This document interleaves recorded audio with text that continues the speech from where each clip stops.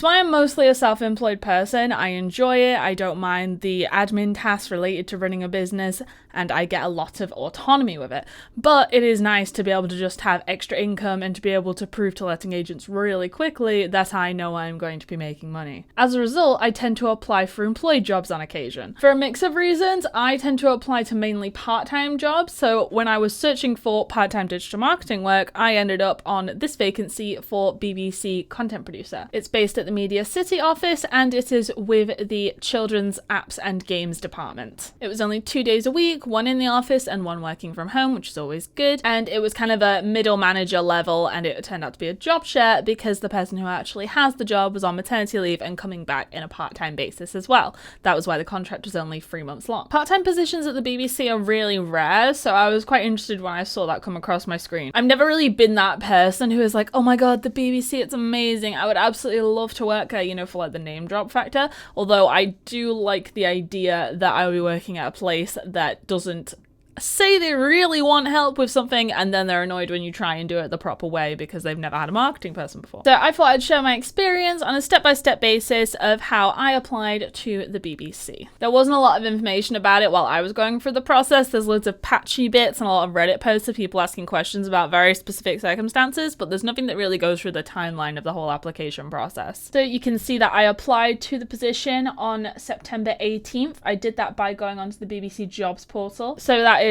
careers.bbc.co.uk. You log into your account and then you have a candidate profile. You can see that this is the only job that I have applied to with this profile. It was a pretty standard job application. I was quite happy to see how few unique questions you had to answer because normally I don't do applications that require anything more than upload your CV and upload your cover letter. I may not even add a cover letter if I feel like they're being too extra about what they want from the cover letter because I'm not desperately trying to prove my skills. I know that my CV can do that, and I have actually been hired by jobs in the past where I blatantly ignored the application requests. Now the BBC don't allow you to do that. You got to fill in every box, so I gave them my CV and then it was a few questions like, what's your experience with content marketing? Why do you like the look of this role in particular? And I put in like, it's part-time, it's got some remote elements, you know, stuff like that. And then it was like, tell us some of your best experience related to XYZ. But there was only maybe 3-4 unique questions, and I only did a paragraph of like 2 or 3 sentences for each one, and that was satisfactory. I feel like if you go too overboard on those ones, then people can actually get scared and just not want to read it. So I completed that application on September 18th. I believe the role I applied to closed about a week after I applied to it, and then I got an email response on October 1st. And that was to explain to me, thank you for applying and you have been shortlisted. We will be contacting you soon to arrange an interview. They also warned me there would be an interview task, and they reconfirmed some of the elements of the job role that some people may not have read properly first time around because they were just batch applying to everything they could find. I sent back a quick confirmation. Yes, thank you. I like the sounds of that. Let's get on with it, basically. Then I was sent an automated email from a software that allowed me to book a slot of my preference. I decided to book the latest possible one, partially because they had the interview task and I wanted as much time as possible to prepare the task because I was getting quite sick. In my last video, you can see that I was getting sniffly, and this was happening like around the same time, I think. And I didn't want to risk being like ill during. It told me the names of the people I'd be interviewing with, so I admit I did have a little stalk on the LinkedIn beforehand, but you know, nothing too extensive because it's not really going to change what I tell them in the moment. I was then contacted by a different person who I believe was in like the HR application department whose whole job is to handle this sort of thing. The people who I interviewed with are the hiring managers and the people I would actually be working with and most likely reporting to if I got the role, because it's like a middle manager. These are like senior people. But the person who sent me the information for the task appears to just be handing over information that they received from those I was interviewing with. If you go back into my live streams, you'll see that I actually did stream Roblox, and one of the games I played while I was on Roblox for pretty much the first time was the BBC Wonder Chase game, and that is because I was researching for this interview task. So if I just read this out for you. A key objective of this role is the promotion of children's digital apps and gaming experiences on and off BBC platforms. We have CBBC digital experience in Roblox called BBC Wonder Chase. This is an amazing opportunity to reach new audiences, but is also a hugely competitive space. Please bring free promotional ideas to promote CBBC Wonder Chase Roblox game and be prepared to tell us about your ideas and rationale behind this digital strategy. You will have 5 minutes to talk us through your ideas. We will be focusing on clear communication and brevity and are primarily interested in seeing your understanding of digital marketing, your creative ideas and promotional approach. Your interview will focus on BBC values and behaviours as well as essential transferable skills and experience for the role. This means that we will be looking at your strengths, the things you can do well and enjoy doing. This helps us to really understand you as an individual. Please read the attached document for further details. And they did attach documents. It's basically a summary of what questions they will be asking and the job description again. This wasn't an exact list of the questions they were going to ask, but it was a pretty good summary. I didn't get what do your friends and family know you for? What activities would you plan in an ideal day? I didn't get, but they asked me what sort of stuff I was interested in. The funny thing is I actually forgot to mention that I do like gaming for marketing a games and apps department, but I managed to sneak in stuff related to gaming later because when you like something so obvious, you just forget to mention the obvious. They didn't ask me what achievements I was most proud of, but while I was talking about my hobbies and interests, I pointed out my trophy shelf back there for taekwondo stuff. They didn't ask me what stuff I don't enjoy.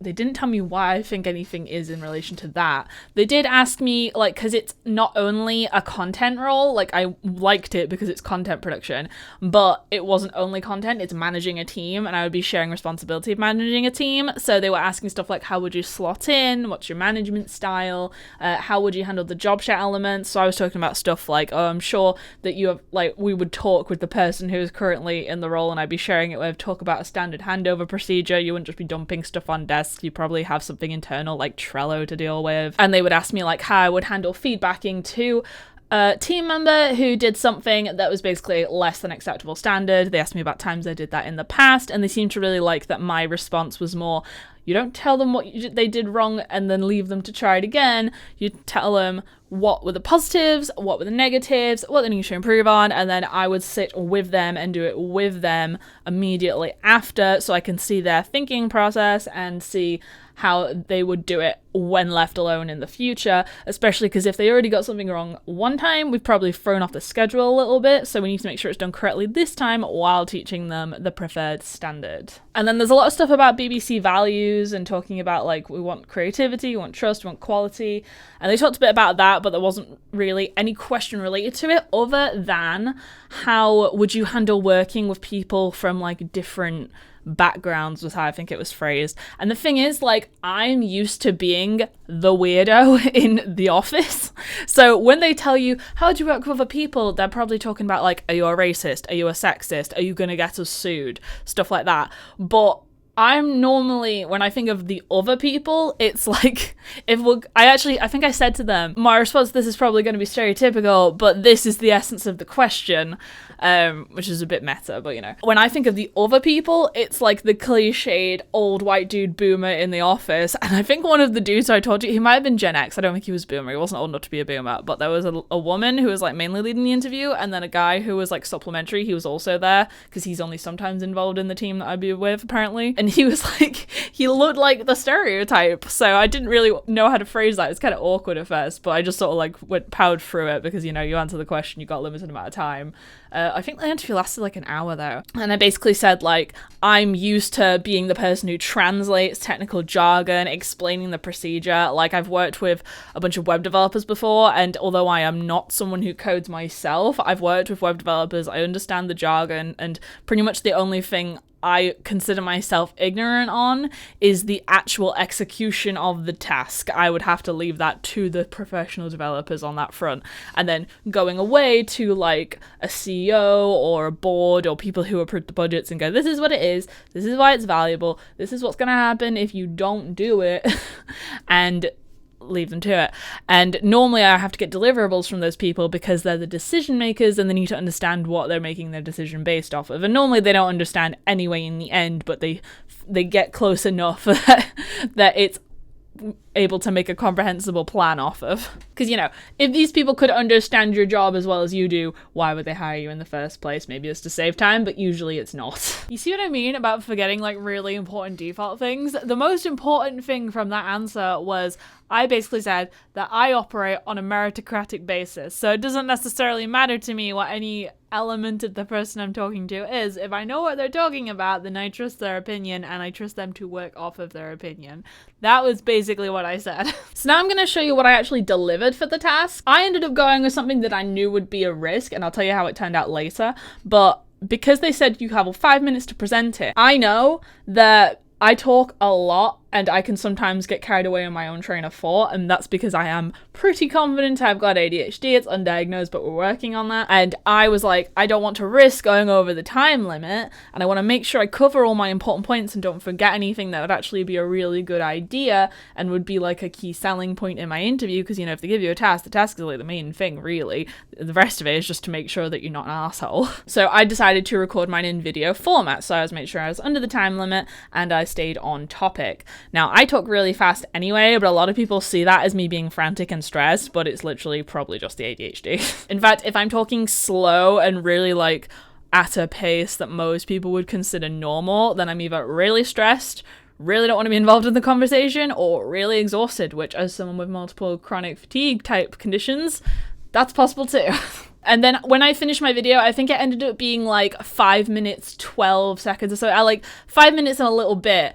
And I kept cutting it down and I kept being like, well, I could cut this bit, or I risk losing the value of what I'm saying and the context around it. And they said that they wanted the rationale. And I rationalized it to myself that I don't need to get to exactly 5 minutes or under, because if I was presenting in real time, they wouldn't be watching the seconds you do it. They would look at the clock when you start and they would look at the clock when you end. And there's a whole 59 seconds of margin before you move on to the next minute. So they wouldn't know exactly how long it was if you were doing it in real time. So I allowed myself that little extra in order to get the value across, which again, I knew was a risk. It's a bit of a cliche that all under 6s are just iPad kids, but I do believe that is a stereotype for a reason. The majority of children in this age group are consuming media through iPads their parents have got them, their parents' phones, and then the TV that typically is in the living room. Most social media platforms don't actually allow the use of anyone under the age of 13. Obviously, there are plenty who ignore that, but we don't want to be encouraging breaking the rules. This tends to result in a lot of their time being spent on YouTube, and a lot of these kids will just watch a YouTuber doing something and then go do it themselves.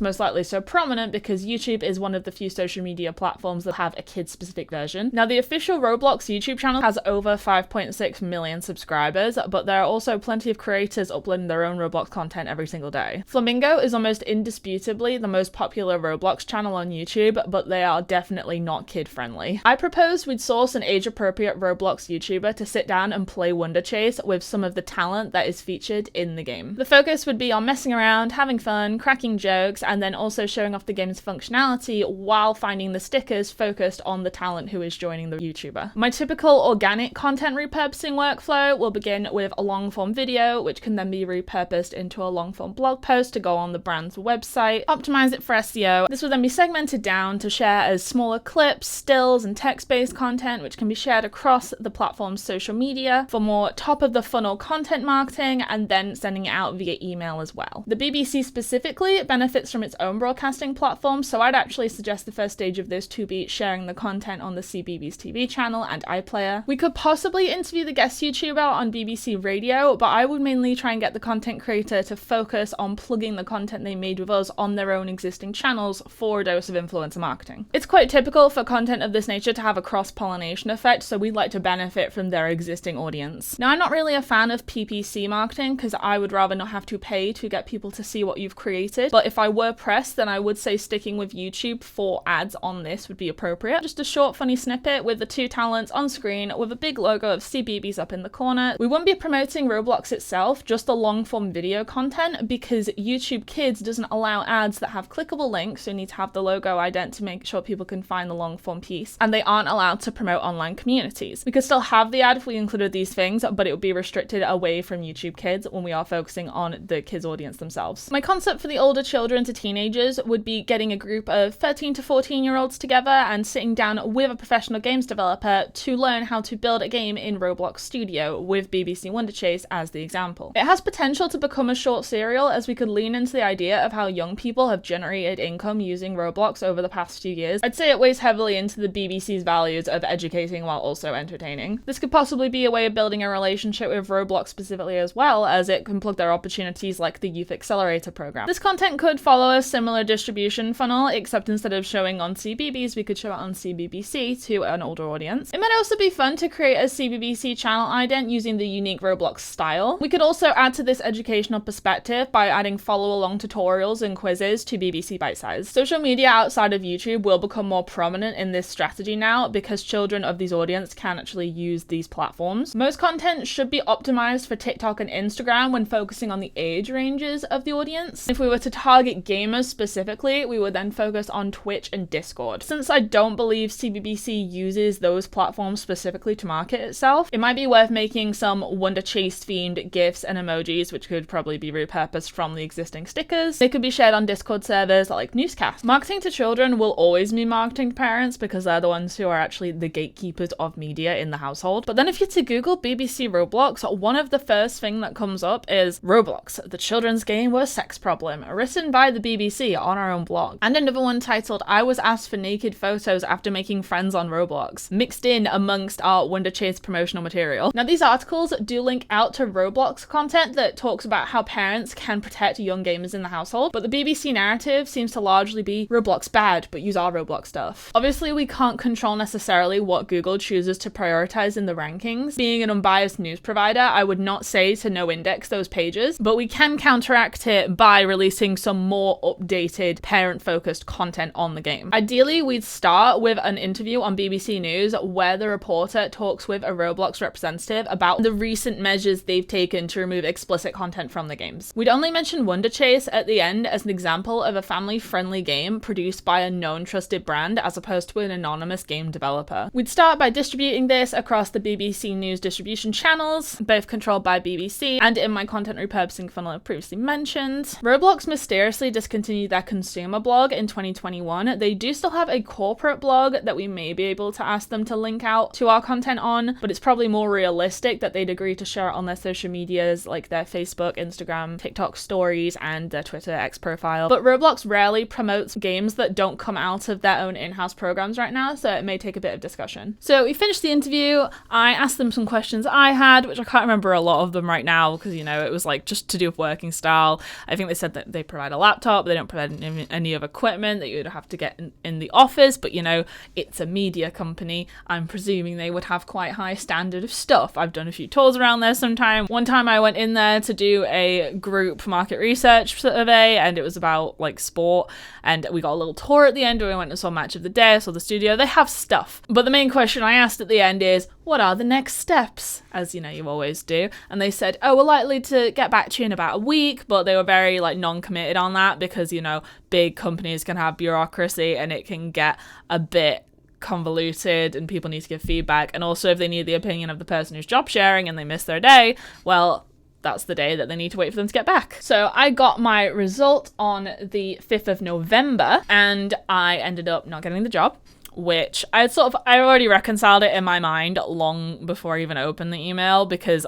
in my mind, nothing exists until you have the contract and you have money in your account. And I just like, it washes over me. I'm not really that committed to any specific place. I noticed that people are always like, oh, do you want this job because of like the industry it's promoting? Or do you want it because like it's a really good business? Do you believe in our brand mission? And it's like, guys, I like making stuff. I like marketing stuff. Yes, I have industries I find more fun, but it's all down to the role itself. I'm not going to be like, oh my God, I want to work for this company so bad. Like, why do people just not believe that you can enjoy marketing itself when you're a marketing professional?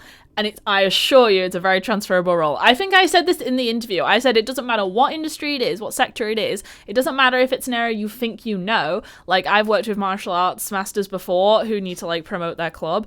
And the first step is always research. You can't just assume you know the target audience. You can't assume you know what they're looking for. You can't assume you know how to promote to them. You have to do your research. So why do people insist that you need to have the most specific experience ever when you are a good marketer?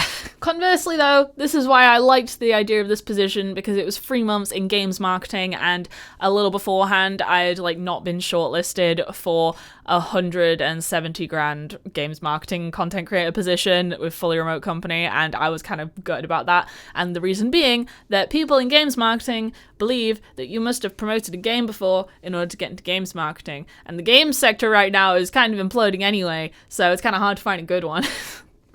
If you can find one at all. It's, you know, the constant trap of, you don't have an experience, so we won't give you experience. But I'm confident in my ability anyway, so I don't really care what they believe. I would just like them to give me the money, please. It's a bit more blunt than I intended to come across, but I think you get my point, right? Little rant aside, they didn't actually say that in this email, but they did invite me to ask them for feedback. So I did, as you always should when you get the opportunity, because most people can't be bothered letting you know. So I scheduled my feedback interview. I did not expect it to be a video call. She actually offered me a video call. This was the lady who ran the interview. Oh, I forgot to mention, while I was doing the main interview for the job, they actually had it on Zoom. Any question they ask, they'll write it in the chat so you can look back for it later. And they were keeping up with that up until the very moment I needed it, and then they could see me looking, and because like my screen's a little bit further away than I would like sometimes, I end up kind of squinting at my computer, and they could see me squinting, and then it was kind of awkward because like you could see the buffering in my head. I also thought I was so cool saying, oh, I've got a video ready, and then I went to screen share on Zoom, but apparently it doesn't transfer sound when you screen share on the browser, and I had it on the browser, not the app at the times, and I don't know if it does it on the app. I don't think it does, but it didn't share the audio, so they were like, oh no, what do we do? And I went, don't you worry. I uploaded it to YouTube last night. Here's a link to the unlisted video. And I felt like I was so smooth for that, but then like they sort of paused for a second. They were like, oh, you want us to watch it now? And I was like, yeah, because I was going to present it now so you can watch it now. And at the end of the video, I saw the guy like smile a bit. He'd been so quiet up to that point, but I like saw him smile to himself, and he's like, wow, that was really good. So that made me feel good. Back to the feedback interview. So it was with the lady who I spoke to. She remembered me. She was all nice and everything. She said that I gave really good answers to pretty much all their questions. They said that I obviously have a lot of experience, which I am so used to people saying, oh my god, this is so good, you're so experienced, you're so knowledgeable, but they always say it with a confused inflection, like they were expecting me to be shit.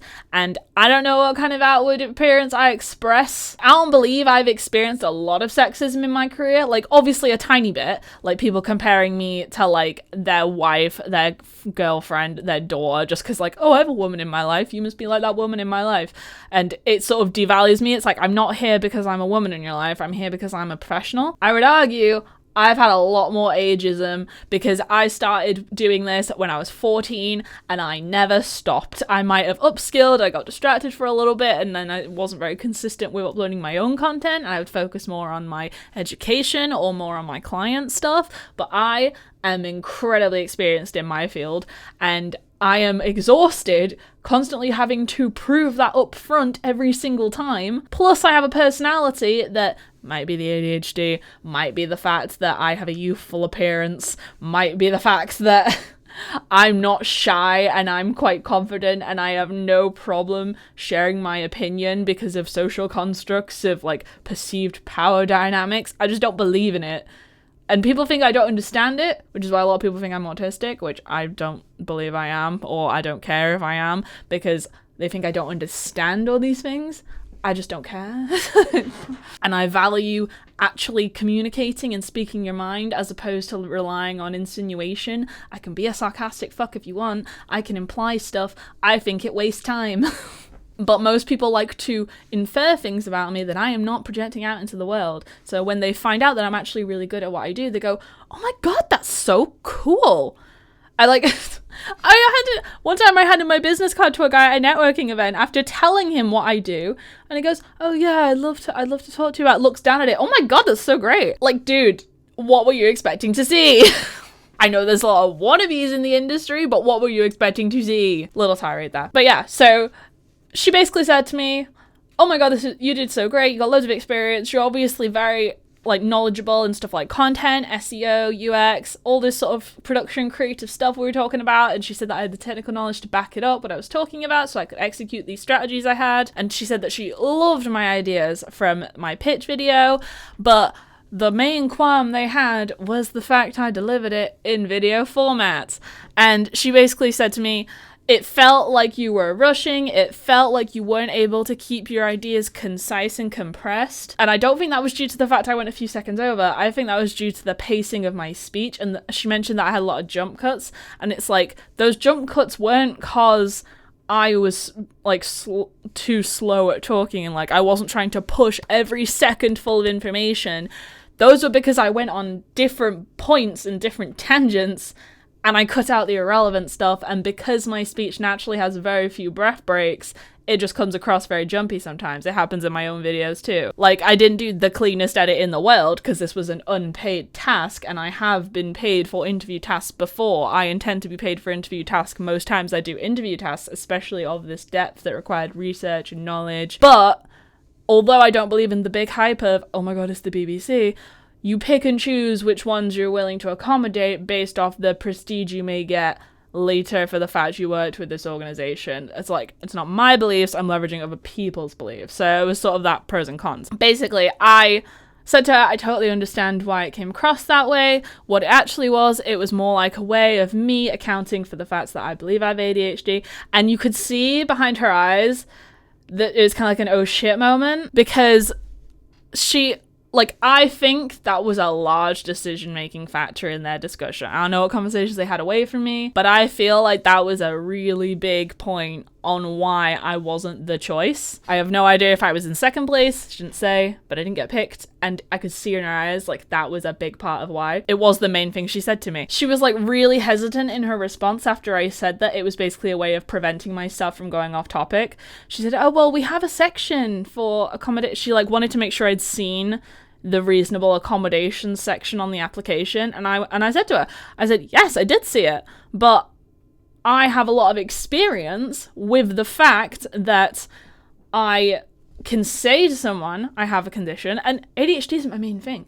I have a lot of physical medical conditions that are chronic, and they're all not going to kill me, so people don't take them seriously a lot of the time, but they're all uncurable. So I got like fibromyalgia, psoriasis, hypermobility, osteoarthritis now. That's a recent addition. And then I've also got more acute problems. I have a rotating set of acute problems that gets offset from these things combined with my lifestyle of competitive martial arts. Like, I've recently got told that the thing I had my ergonomic desk setup video about, I apparently have de Quervain's, which, imagine trying to spell that when you've only heard it, and like, that was only recent. So that's not my main problem. So if I were to write down every condition I have with me, it would take a lot of time, and I didn't believe that I needed an interview accommodation from them because I was accommodating myself. A lot of people will say, oh, it's not going to affect the result, but it very clearly does. Now, you would think a big organization like the BBC won't do that, but I have incredible trust issues. It's not like you're a blind person who needs like an auditory interview, or it's not like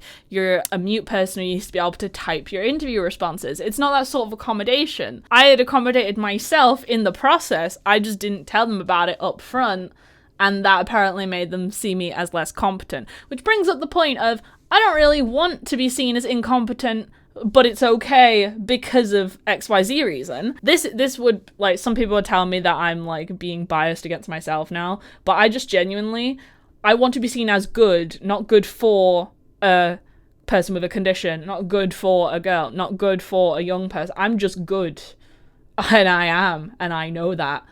And if I'm not my biggest advocate for that, who else is going to be? So I didn't necessarily want a contingency. Just take my thoughts for what they are.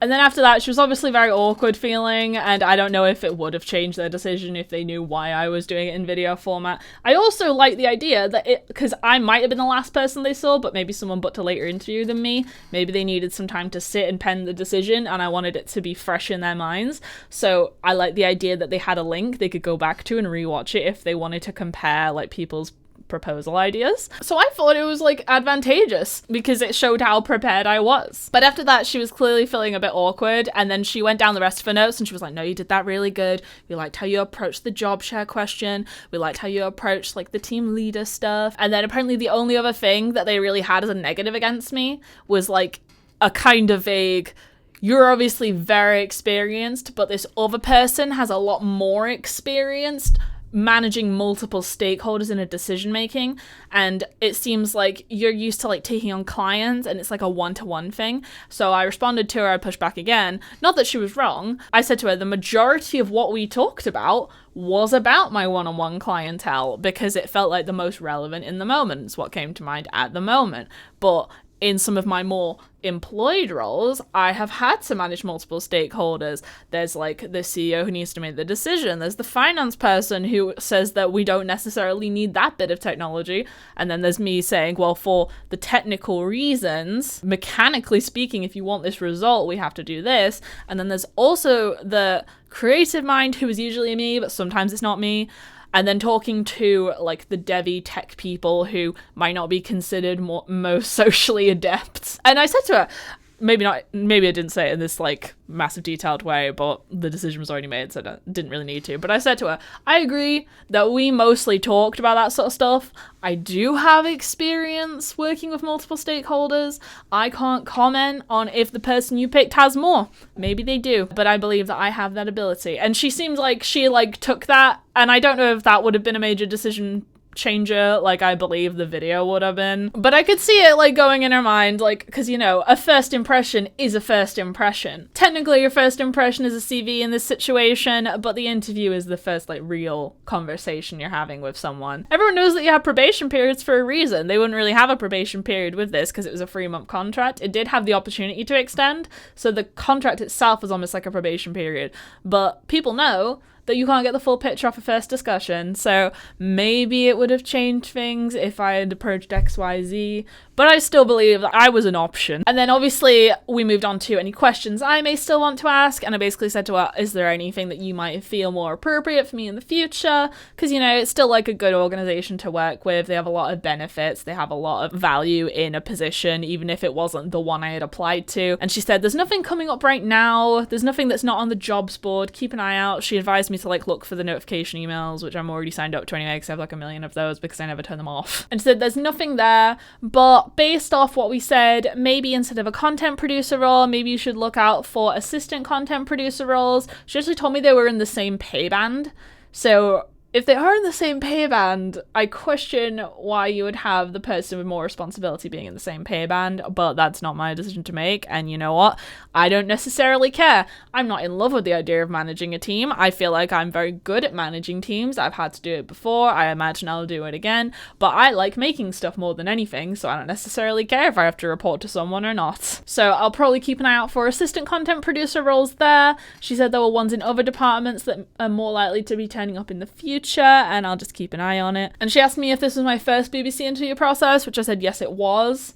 And she just said like, oh, well, I feel like you did really good and hopefully better luck next time. I think I said to her at the end, I said, I know that since there's no positions that come to mind right now, if you ever need any ad hoc services, I'm sure you have procedures that you have to follow for these kind of things, but I do obviously have services available that you can just go on my website, go on the shop, input the data and send it off, and I will give you the stuff in your inbox. Like for them, it would probably be like a content calendar, for content ideas or something like that, or blog writing services is something I'm adding soon. So maybe something like that would have caught their attention. But I said that to her and I was like, if you need anything, just let me know. My link's on my CV. And she just went, oh, good marketing.